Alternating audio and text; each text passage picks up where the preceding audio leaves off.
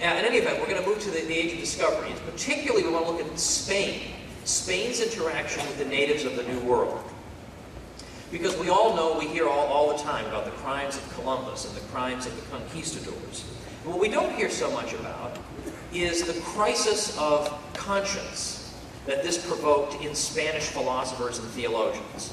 Because in the 16th century, particularly around the University of Salamanca in Spain, you get Spanish philosophers asking the question, should we be acting this way? Should we be treating these natives like garbage?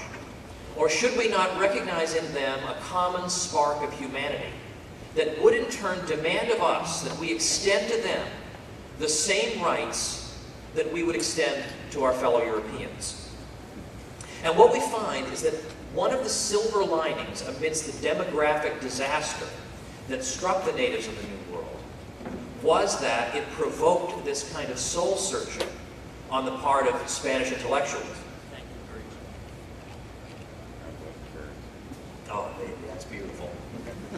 And so it was at this moment that we start to hear the idea really taking root of natural rights, of norms that govern the conduct of states, that states aren't just generators of powers, that states in fact have to be subject to the moral law. They're not morally autonomous.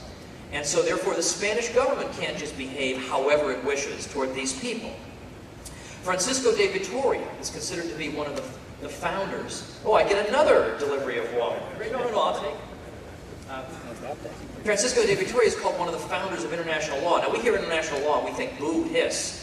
But all he means by it is not a United Nations. All he means by it is simply that there's a single standard of justice that applies to all people. Now this is not a common thing to come across in the world.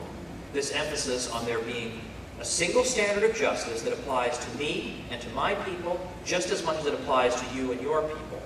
I mean, we don't have any record of Attila the Hun sitting back and saying, gosh, should I really be treating people this way, or should I maybe stop these conquests in the name of natural rights?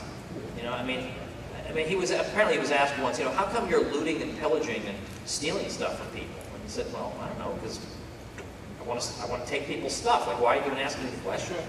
Or likewise, the Harvard historian Samuel Eliot Morrison points out that a number of the North American tribes, Indian tribes, they had the same word for the people as they had for members of our tribe, and the same word for enemy or son of the she-dog or whatever they would apply to members of other tribes. Now, if you're going to think in that way, you're never going to reach a level at which you can make a universal statement about universally applicable natural rights. So this is a rarity in the history of the world.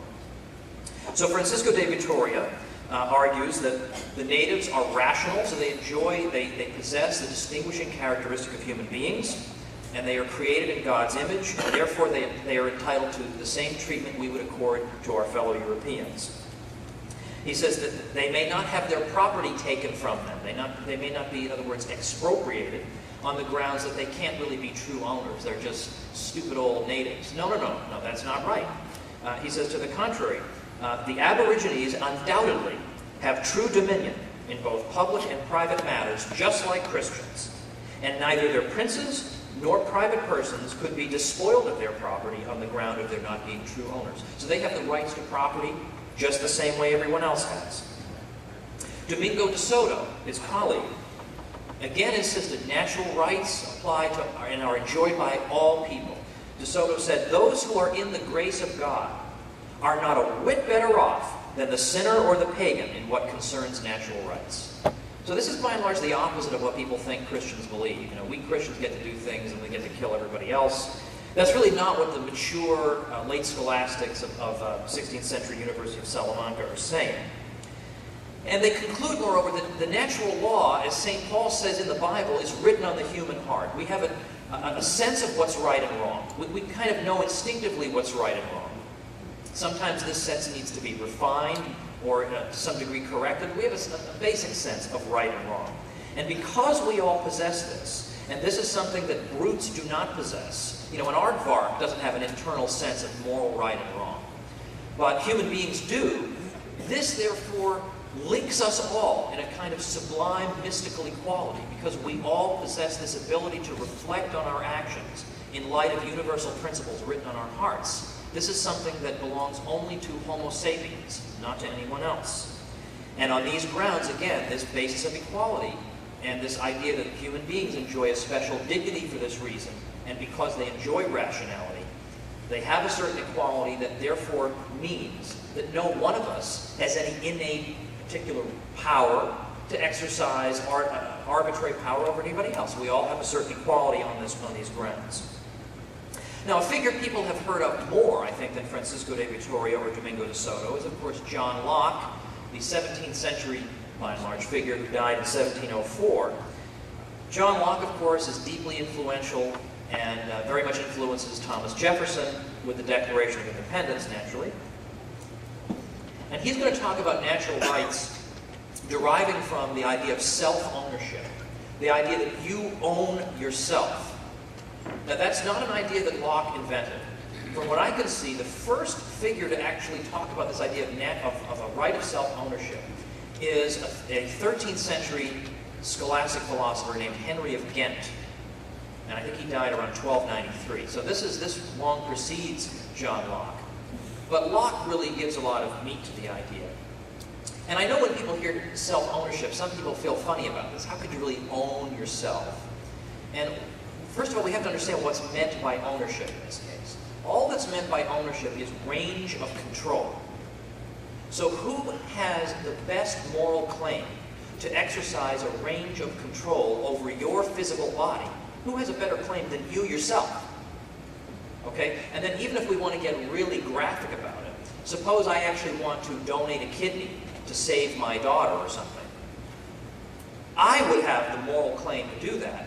Nobody else could come up to me and say, hey, by the way, I'm going to start yanking body parts out of you. Right? We instinctively recognize that we, as individuals, have the greatest moral claim to exercise a range of control over our own bodies.